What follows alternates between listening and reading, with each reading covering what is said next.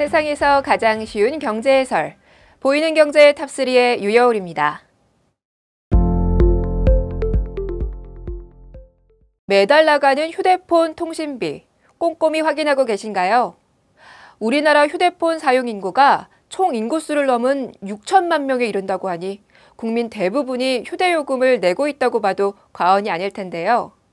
혹시라도 잘못 정산된 통신요금이 있지만 미처 확인하지 못하고 지나쳤다면 나도 모르게 새나가는 돈이라고 볼 수 있겠죠. 그런데 이러한 통신비를 환급받을 방법이 있어 알려드립니다. 이번 국정감사에서 새로 나온 내용인데요. 통신비 미환급금은 서비스 해지 시 요금 정산 과정에서 선납금액 잔여 정산금이 미반환되거나 자동이체 추가 할인이 적용되지 않아 관합한 경우 등이 확인되면 돌려받을 수 있다고 합니다. 환급 신청은 통신요금 정보 포털 www.smartchoice.or.kr을 통해서 하실 수 있는데요. 여기서 이름과 주민등록번호만 입력하면 미환급 조회가 가능하고요. 안내에 따라 환급 절차를 진행하면 됩니다.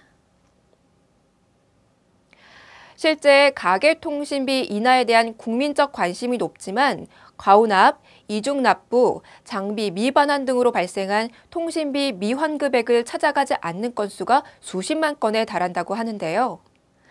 2018년 6월 기준 누적된 이동통신사업자 미환급액 건수는 65만 9천 건이었으며 그 액수는 43억 원이 넘는 것으로 확인됐습니다. 사업자별로 현황을 살펴보면 전체 미환급액 건수 중 절반 이상인 38만 건이 넘는 LG유플러스의 경우가 최다였고 그 뒤는 KT 18만 2천 건, SKT 9만 3천 건 순이고요. 미환급액 건수를 합산 금액으로 확인해보면 SKT가 23억 원이 넘어 가장 많았고 LG유플러스는 약 10억 원, KT는 약 9억 원이었습니다. 개인적으로 보면 아주 큰 액수는 아닐 수 있겠지만 놓친 요금을 돌려받을 기회인데다 소비자 권리를 지키는 차원의 의미도 있으니까 휴대폰 서비스 해지 시 잊지 마시고 미환급액을 찾아보시기 바랍니다. 부동산 거래 시 발생하는 거래 비용이나 수수료 등이 아까운 경우 많으시죠?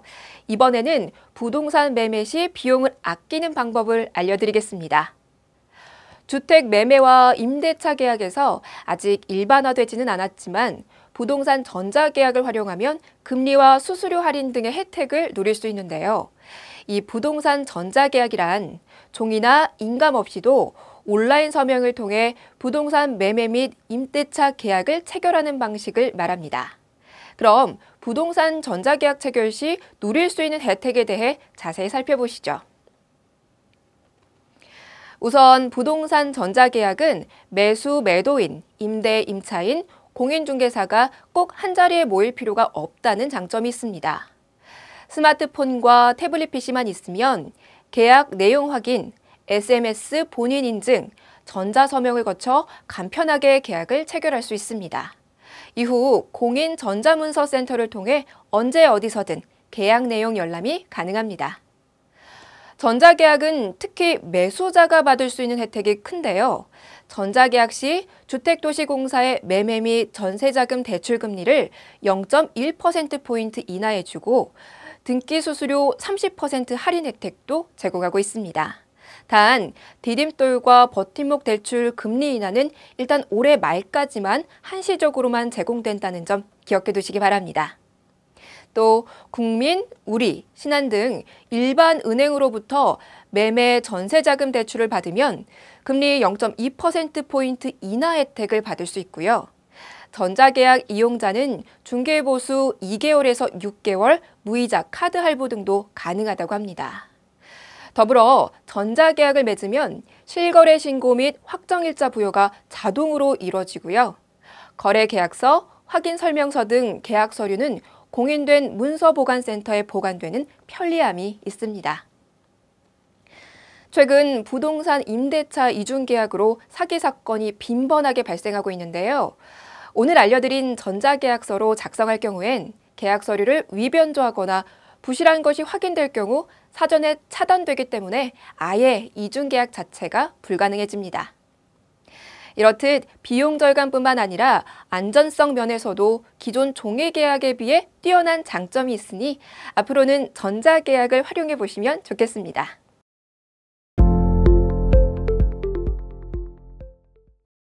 집 구하기가 힘드신 분들은 참고하면 좋을 소식을 알려드립니다. 아파트값이 고공행진을 하면서 주택 매매에 신중해지시는 분들이 늘고 계신데요. 이럴 때는 당분간 집 사기를 관망하면서 임대 아파트에 살다가 매수 적기를 잡는 것도 괜찮은 방법입니다.